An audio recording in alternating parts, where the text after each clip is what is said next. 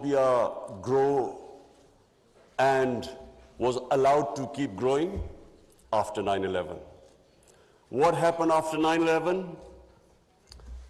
Unfortunately, this narrative of Islamic terrorism, Islamic radicalism, this narrative went on unchecked.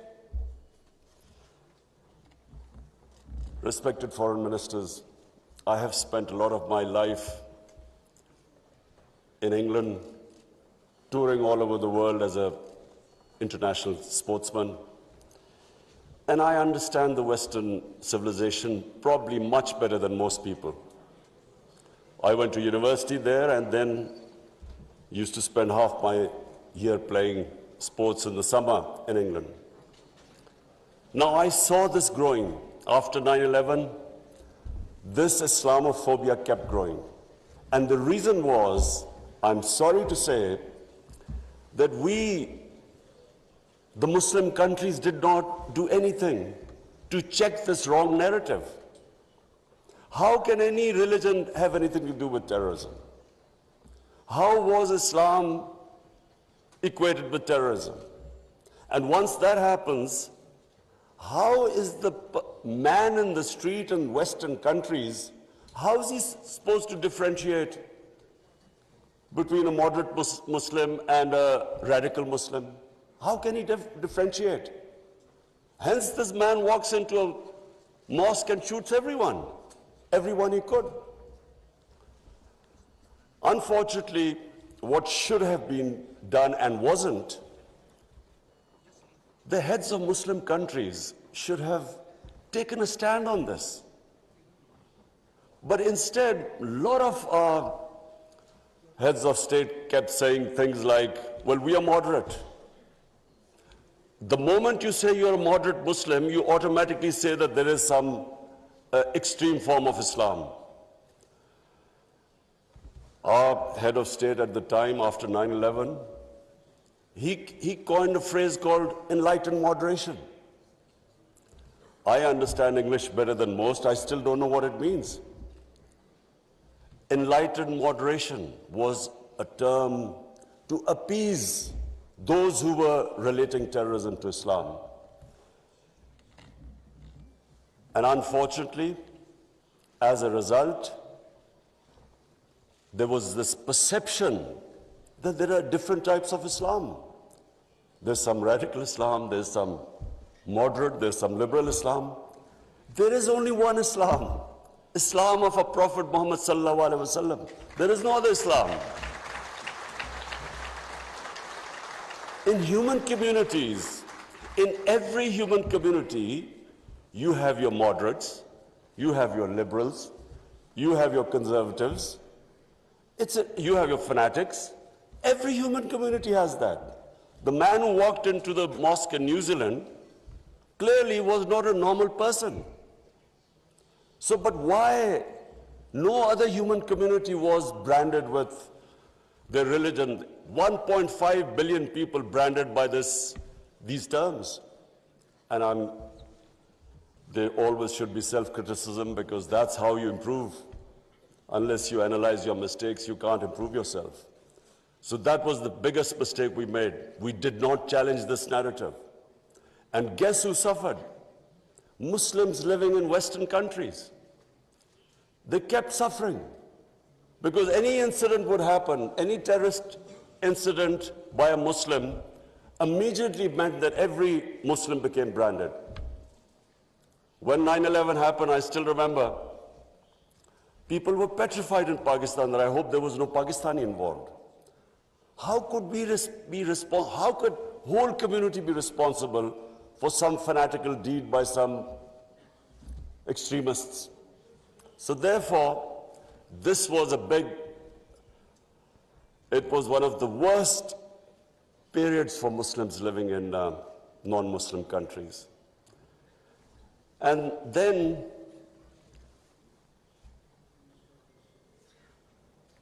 in 1989, there was a book called Satanic Verses, written by a Muslim who knew, because he came from a Muslim family, he knew the reaction in the Muslim world, amongst the Muslims, if he insulted or mocked or ridiculed our Holy Prophet, peace be upon him. But what happened after 1989 was, rather than again the Muslim world coming up with an intellectual narrative, trying to explain to them that why do we feel, why are we so hurt when our Holy Prophet is ridiculed? Why does it hurt us so much? Living in and knowing the Western societies, I knew why they couldn't understand, because they do not treat religion like we do. Jesus Christ is not treated the way we in the West, the way we treat our Holy Prophet here. So they couldn't understand what was going on. Why were there demonstrations? Why were there death threats to Salman Rushdie? So they kept thinking that the Muslims do not allow freedom of expression. So Muslim world is intolerant. It doesn't allow freedom of expression. They were able to vilify our religion. And yet there was no coherent response from the Muslim world.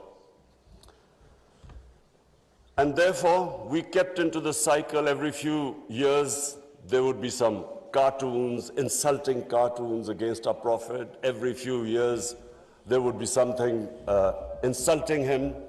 We would respond. There would be some act of extremists. They would not respond. So this Islamophobia, this cycle, kept getting worse. And poor Muslims living in Western societies kept suffering. So that's why I'm really pleased that for the first time it has been acknowledged that Islamophobia is a reality and something needs to be done about it. And from now onwards, we hope that we will be able to put forward a narrative that why it hurts us so much. And honorable foreign ministers, let me just say that I only came into politics 25 years ago. I was watching this Islamophobia building up in Western societies. But two, I wanted my country. We were the only country which became independent in the name of Islam. And so,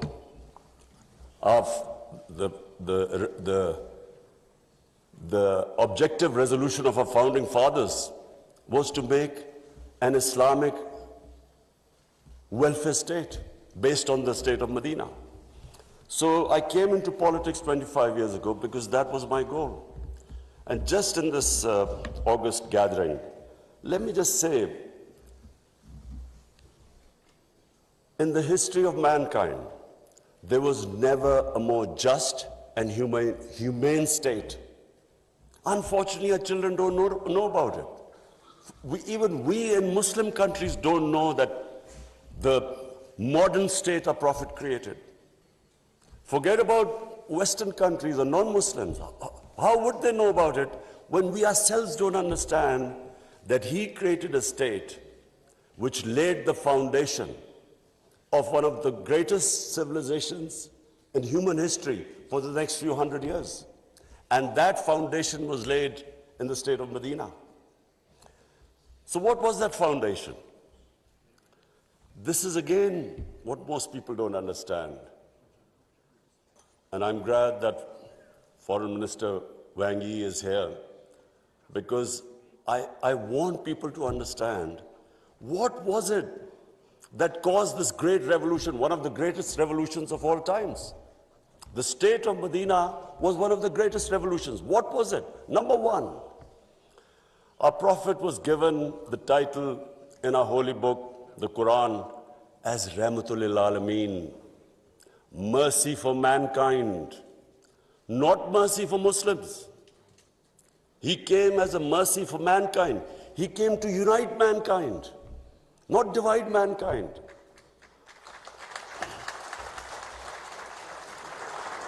Allah for Muslims is Rahmat, Rabbul Alameen, not Rabbul Muslimeen. We do not understand, we Muslims don't understand the great mission our Prophet came in this world for, to unite humanity. The Charter of Medina was signed with Jews, with Christians, with Sabians, and with pagans. All became part of a human community. We don't even realize that in 10 years which the Prophet came to Medina and then he left this world, people think that it was, through conquests and through the sword. Hardly anyone knows that in these 10 years, there were only about 1,200 people who were killed in battles. In these 10 years, 1,200 people died and Islam spread all over Arabia. So it was a revolution of ideas. He created a new system. So the state of Medina, he created the best rule of law. The basis of a civilized society is rule of law. His saying that even if my daughter commits a crime, she will be punished. No one is above law. His saying that many nations before you have been destroyed, where the powerful crooks were exempted, were given immunity, and poor crooks were put into jail. If you look at the world right now, Excellencies, I can tell you, just look at all the poor countries. Look at the countries which have poverty. There will be one thing in common. They cannot catch the white-collar criminals. They only end up putting petty criminals in jail. This is the biggest problem which our Prophet, peace be upon him, predicted almost 1,500 years ago. The developing world is poor, not because they lack resources, because they cannot put the powerful criminals in jail. There's a fact-eye panel report by Secretary General of the United Nations. According to this report, and this will shock all of you, that every year, $1.6 trillion leave the poor countries and end up in tax havens and in the developed world. $1.6 trillion according to the fact-eye panel report of the UN Secretary General. Just imagine what is going on. Poor countries are being robbed simply because we cannot put the powerful criminals in jail. We cannot bring them under the rule of law. This is what our Prophet predicted. And this was the state of Medina where he set up this system of rule of law, no one above. And two of the first four Khalifas, two of the first four heads of state of Medina ended up in court of law. And one of the most revered and respected figures of Islam, who was the fourth Khalifa, he loses a case against a Jewish citizen because the judge refused to accept the testimony of his son. This was the justice system there, which laid the foundation of this great civilization. So what does it show? Number one,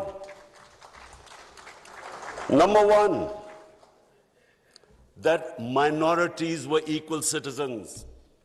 They were equal citizens in front of law. There was no discrimination. Secondly, it shows that a common citizen could win a case against the head of state. No one was above law. This is 600 years before the Magna Carta was signed in England, which was the beginning of the democratic struggle of Britain. And it took them years before they could actually bring their head of state under the rule of law.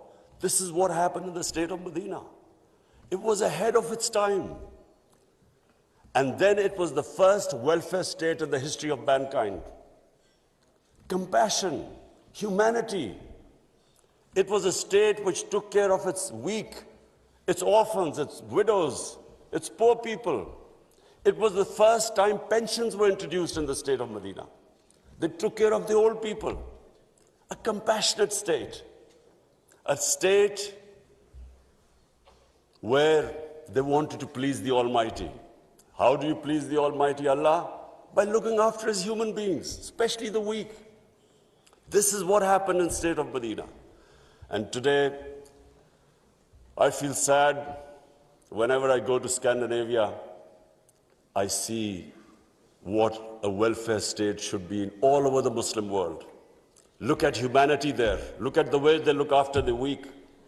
In fact, sometimes I'm sad because they look after the animals better than some of us look after our human beings.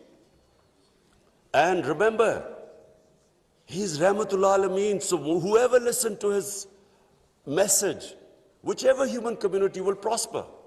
It doesn't matter because for all humanity, He brought the message of mercy. If you look at Switzerland, in the rule of law index, Switzerland is 99%. 99%. So with hardly any resources, it is one of the most prosperous countries in the world. So as I said, anyone who goes by the model of Medina will prosper. And then, quest for knowledge. Foreign Minister Wang Yi, you'd be surprised, one of our prophets saying, he said, even if you have to go to China to learn and quest for knowledge, you must go there. Now, first, China at that time was center of knowledge, but it meant even risking your life. Going from, at that time, Arabia to China meant you might not come back. So that was the quest of knowledge. You have to seek knowledge from cradle to grave. He sparked off this great knowledge revolution. For hundreds of years, the top scientists were Muslims because they thought quest for knowledge was a sacred duty. Look at the situation in the Muslim world today. How much do we have a quest for knowledge? And then we get so much, wherever you go, Muslims that we imprison our women have no rights. And sometimes, it almost seemed that the US invaded Afghanistan to liberate their women. There was no other reason except to liberate their women. Somehow our women are in prison. Let me just tell you that it was a revolutionary move by our Prophet that women were given inheritance rights. They were empowered. In Europe, even 100 years ago, the women barely got their inheritance rights. 1,500 years ago, women were given their rights. And no one seems to know this. And sadly, cultural issues are equated to our religion. We cannot explain, sometimes Western people say, they confuse culture with religion. I'm sad to say in Pakistan, we discovered 70% of our women do not get inheritance rights. So we have especially had to pass law to enforce that women must get their inheritance rights. This is 1,500 years later. And no one knows this. Slaves, honorable foreign ministers, nowhere in human history has this happened. That slaves became kings. The Mamluks were slaves who became kings in Egypt. In India, there was slave dynasty that became kings. Why? Because the Prophet said, treat your slaves as family members. Best to free them, if not, treat them as equal family members. So he was the greatest human being that ever stepped foot. There'll never be a human being like them. Anyone close to the Prophet became leaders. If you read the book, The Arab Conquest, everyone became a leader, whoever was near the Prophet. And our generations don't understand that, and neither have we been able to explain to anyone else. Let's not confuse Muslim imperialism with the 10 years of Prophet in Medina. Let's not confuse that, because that was not what the Prophet preached, where the Muslims went all over the world conquering. It is not what the Prophet. Prophets, the whole revolution was of ideas.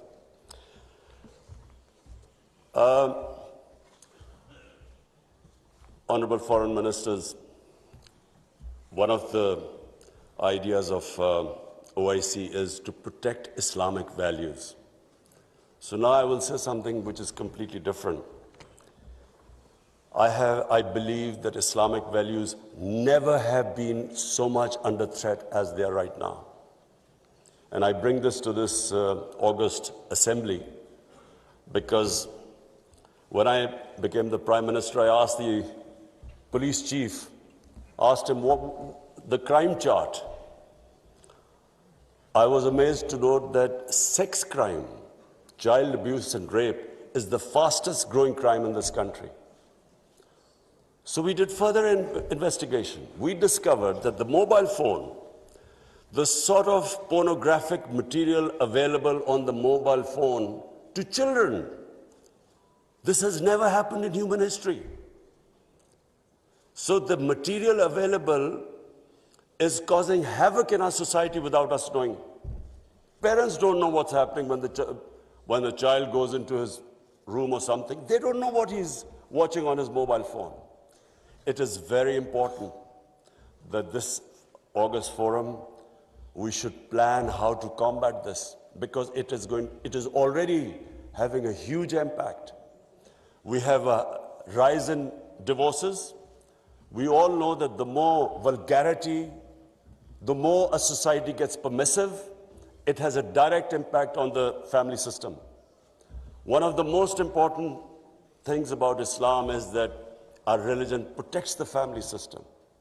We have values like we respect parents. We have respect for our teachers. But the culture that is coming through, social media, we really need to think carefully, how are we going to protect our generations? I have formed in Pakistan a Rahmatul Alameen authority of scholars. The whole purpose is how are we going to give an alternate point of view to our children, cartoons. How do we, because children get influenced from that age onwards. How do we strengthen our children against this unpredictable social media revolution? How do we know where it is going? So I think that I thought at this meeting I should mention, because we need to start thinking about alternate media, how we can combat. You can't stop social media, but we can give our children, fortify them, strengthen them ethically and morally. Now I come to, two important political issues. One is Palestine and the other is Kashmir. Honorable Foreign Ministers, we have failed both the Palestinians and the people of Kashmir.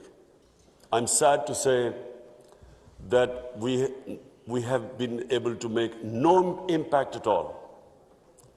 They don't take us seriously. We are a divided house, and those powers know it. We are 1.5 billion people, and yet our voice to stop this blatant injustice is insignificant. We are not talking about conquering some country. We're simply talking about the human rights of the people of Kashmir and Palestine, the international law, which is on their side, United Nations Security Council resolutions that back their right. In Kashmir, the international community promised them the right to decide their own destiny through a plebiscite. That right was never given to them. In fact, the special status of Kashmir was taken away illegally by India on 5th August 2019. Nothing happened because they feel no pressure. They feel we can make a resolution and then, back to our usual business. I'm not talking about altering our foreign policies. All of us countries have our different foreign policies. But on core issues, I'm asking the OIC that unless we have a united front we will keep these abuses will happen. Like in Palestine, I mean, it's daylight robbery going on in Palestine. The only hope I have is now because of social media, first time in Western countries, there's awareness of what's going on to the poor Palestinians. That is so far much more than the OIC. It's the mobile phone and the spread of information of the injustices being done to the Palestinians. That is the best, at the moment, the best way to protect them, not us. In Kashmir, it's a war crime, according to the 4th Geneva Convention, to change the demography of an occupied land. India is changing the demography of Kashmir by making the Muslims from a majority to a minority, by bringing in settlers from outside. This is a war crime. Yet no one has pushed about it. Neither India has pushed nor Israel, because they think we are ineffective. So, Honorable Foreign Ministers, let me just say that the way the world is headed, I'm afraid it's headed the wrong way. There's a Cold War almost started. There is a chance of world being divided into blocks. We 1.5 billion people, unless we are united, unless we take a united stand, we'll be nowhere. As what I'm scared to say where the future is headed right now. Before I come to Ukraine, I just want to talk about Afghanistan. It is extremely important that we stabilize Afghanistan. After 40 years, and no nation has suffered as the people of Afghanistan. 40 years of conflict. Finally, there is no conflict going on. The only danger now to Afghanistan is that through the sanctions and non-recognition, they might end up having a humanitarian crisis. Already the people are falling below the poverty line. Already there's a brain drain going on. So it's extremely important that we help the people of Afghanistan. And I say this because a stable Afghanistan is the only way, I repeat, it's the only way we are going to be able to stop international terrorism from Afghan soil. No other country is going to be able to do it. Let's not be delusional that some other country will come in and sort of through drones or something fight terrorism. It's not going to happen. The only hope is a stable Afghanistan government that can take care of international terrorism. I want to add a word of caution. Anyone who knows the Afghan character should be cautioned that please do not push the people of Afghanistan to do things where they feel that their sovereignty is being threatened. They are very proud, independent-minded people. They have always fought for their sovereignty for hundreds of years. They do not like the idea that someone is dictating to them. So I would caution that let's help them, let's encourage them, let's get them involved in the international community. And I believe that the people of Afghanistan are strong enough to evolve and go in the right direction. But please let's remember that the Afghan character does not like outside interference. And finally, I come to Ukraine. I'm, like I think everyone here and the rest of the world, we're all worried about what's going on there. May I suggest that the OIC, during its discussions, the foreign ministers, we should think about how we, represent 1.5 billion people, how we can mediate, how we can bring about a ceasefire, how we can try and put an end to the conflict. I'm going to meet His Excellency Wang Yi after this, and I want to discuss how maybe OIC, along with China, how we can all step in and try to stop this this conflict, which is going to have, if it keeps going the way it is, it will have great consequences for the rest of the world. I have already, as the head of the government here, I can tell you that we are already suffering. Oil prices have gone up, gas prices have shot up, wheat prices have gone up because of this war. And if this keeps continuing, this is only going to get worse. So therefore, we should, all the countries which are non-partisan, we are in a special position to be able to influence this conflict. So as I said, I would want the foreign minister, Shah Mahmood Qureshi, please discuss with the other foreign ministers, and I will discuss with His Excellency, the Chinese foreign minister, how we can all, as a bloc, OIC and China, how we can influence the events in Ukraine and stop this and have some ceasefire and resolve this conflict. Lastly, honorable foreign ministers, let me again say what a pleasure it was to welcome you to my beautiful country. I want to end by saying, again, I repeat, that the world is moving in a direction which is sadly worrisome for all of us.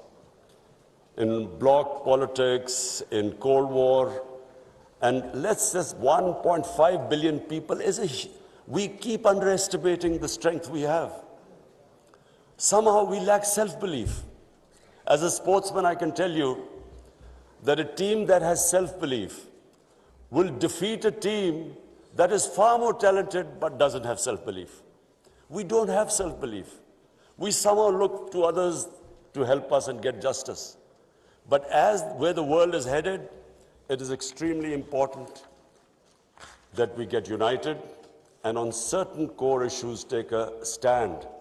And let's not be dragged into this, into blocks, into the conflicts. We should stay as a bloc and show our power in bringing about peace rather than becoming part of some conflict. Thank you very much.